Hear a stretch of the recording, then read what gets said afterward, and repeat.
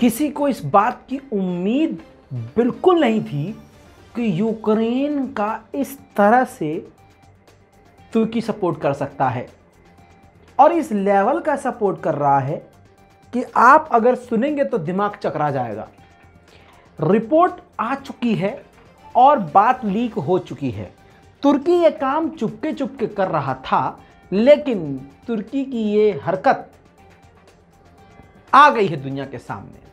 सलाम, नमस्ते, सत श्री अकाल। मैं हूं रजा और आप देख रहे हैं रजाग्राफी। बड़ी खबर आपके सामने लेके आया हूं जैसे ही हमें ये जानकारी मिली। आपको बता दूं कि तुर्की के फॉरेन ऑफिसर मौजूद हैं ईरान के अंदर और वो अफगानिस्तान से जो रेफ्यूजीज वहां मौजूद हैं ईरान में, उनको तैयार कर रहे हैं यूक्रेन की तरफ से यूक्रेन में जाकर रूस से लड़ने के लिए। रिपोर्ट दोस्तों कई जगह आ चुकी है, एक से एक बड़े चैनल और एक से एक बड़े प्लेटफॉर्म पर यह मौजूद है, लेकिन आपको, मुझे यकीन है, ये खबर कहीं पता नहीं चली होगी क्योंकि ये बताया ही नहीं जा रहा है आपको। तो हम ले आए हैं आपके सामने ये खबर। प्रोसेस भी मेरे पास आ चुका है। प्रोसेस ये है कि तुर्की लेके जाया जाएगा ईरान से अफगानिस्तान के रेफ्यूजीज को, वहां पर उनको ट्रेन किया जाएगा, तैयार किया जाएगा, फिर उनको वहां से कीव लेके जाया जाएगा, यानी यूक्रेन की राजधानी कीव, और वहां से उन लोगों को यूक्रेन की सेना के अंदर ढकेल दिया जाएगा और फिर कहा जाएगा लड़ो। अब आपको अगली बड़ी खबर बता दूं, ईयू में यूक्रेन तो शामिल नहीं हो पाया, तो अब पीएम बोरिस, यूके के प्राइम मिनिस्टर, ने यह बात कही है, लॉलीपॉप दिया है यूक्रेन को कि हम अब अलग एक अलायंस बनाएंगे, एक ग्रुप बनाएंगे जो ईयू की तरह होगा, जिसके अंदर यूक्रेन भी शामिल होगा। वहीं पर अब आपको बता दूं, यह आप समझ लीजिए यूक्रेन की भी जानकारी इसी में देख रहे हैं।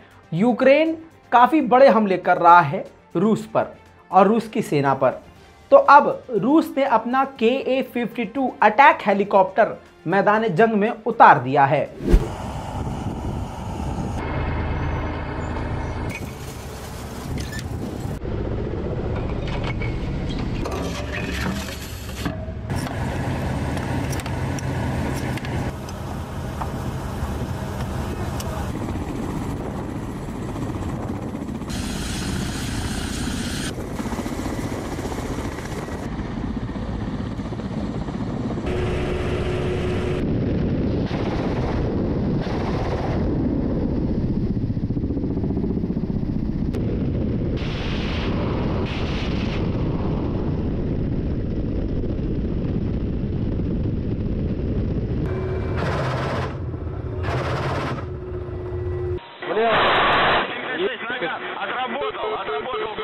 Влево.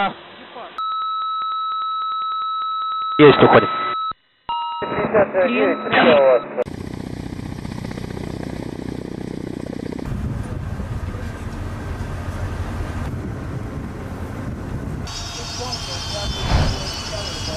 इसी के साथ आपको बता दूं एक बार फिर से, कैलिबर मिसाइल समुद्र के इलाके से रूस ने दागी है यूक्रेन पर।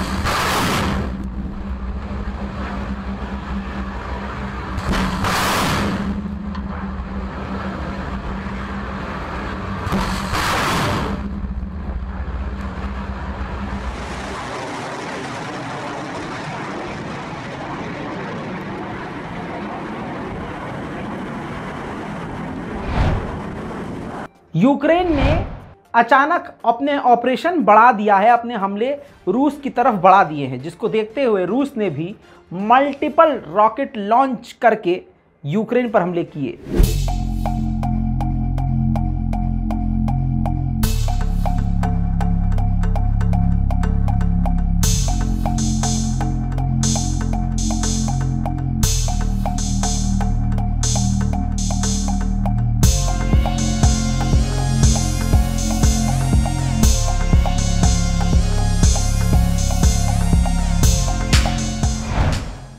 इसी के अलावा आपको बताऊं, रूस स्कैंडर टैक्टिकल मिसाइल, एडवांस मिसाइल का भी, गाइडेड मिसाइल का भी इस्तेमाल कर रहा है अब यूक्रेन के खिलाफ। देखिए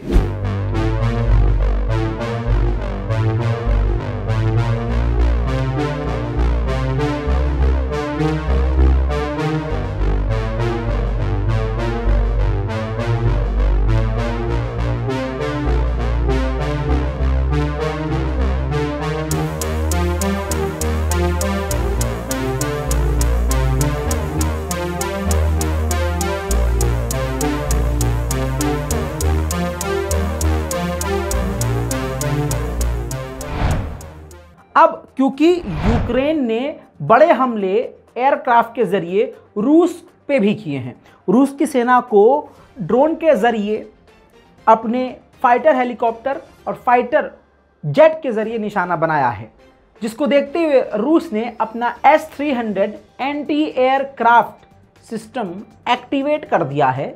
देखिए,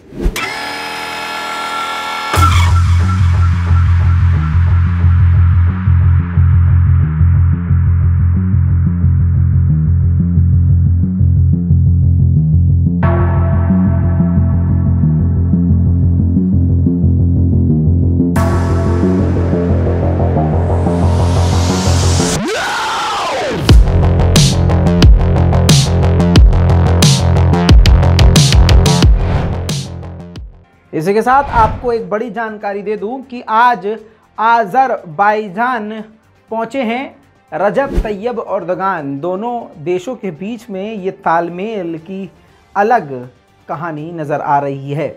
आपको मैं बता चुका हूं पिछली रिपोर्ट में कि आज़रबाईजान और तुर्की इस वक्त एक साथ मिलिट्री ड्रिल भी कर रहे हैं और आज़रबाईजान के अंदर तुर्की ने अपना एविएशन मेला भी लगाया है। इंटरनेशनल रिपोर्ट के अंदर आज मैं आपको बता चुका हूं और कल की रिपोर्ट में बता चुका था कि ग्रीक ने बॉर्डर के इलाके से, समुद्र के इलाके में ईरान के एक टैंकर को पकड़ लिया है, जिस पर ईरान ने कहा था कि हम भी इसका जवाब देंगे। अभी वही खबर चल रही थी और ईरान की धमकी को गीदड़ भभकी माना जा रहा था। वहीं पर ईरान की IRGC ने ग्रीक के 2 बड़े ऑयल टैंकरों को समुद्र में पकड़ लिया है और वो जो धमकी थी उसको सही साबित कर दिया है ईरान ने। ये मैप देखिए, एक को इस तरफ से पकड़ा है, दूसरे को इस तरफ से पकड़ा है। अलग अलग जगह से ईरान ने ग्रीक के टैंकों को कैद कर लिया है।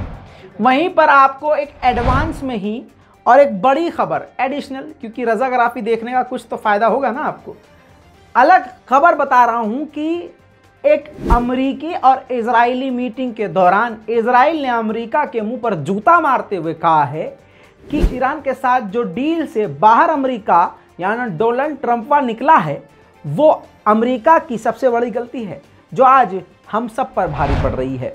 कल की इंटरनेशनल प्राइम टाइम में मैंने आपको बताया था कि ईरान के एक मिलिट्री साइट पर ब्लास्ट हुआ है।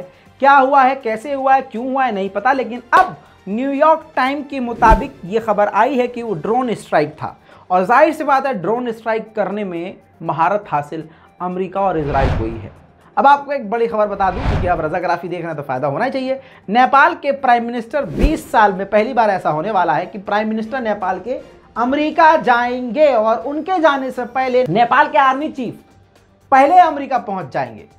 और नेपाल और अमेरिका के बीच में काफ़ी बड़ी डील होने वाली है, क्योंकि अमेरिका खुद चाहता है कि नेपाल चीन से दूर हो जाए और नेपाल अब फंसेगा धर्म संसद में।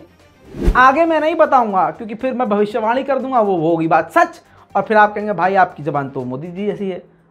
काट दियो भाई साहब, खत्म हो गया, खत्म। चलो खुदा हाफिज, चलो भाई घूमने चल रहे हैं।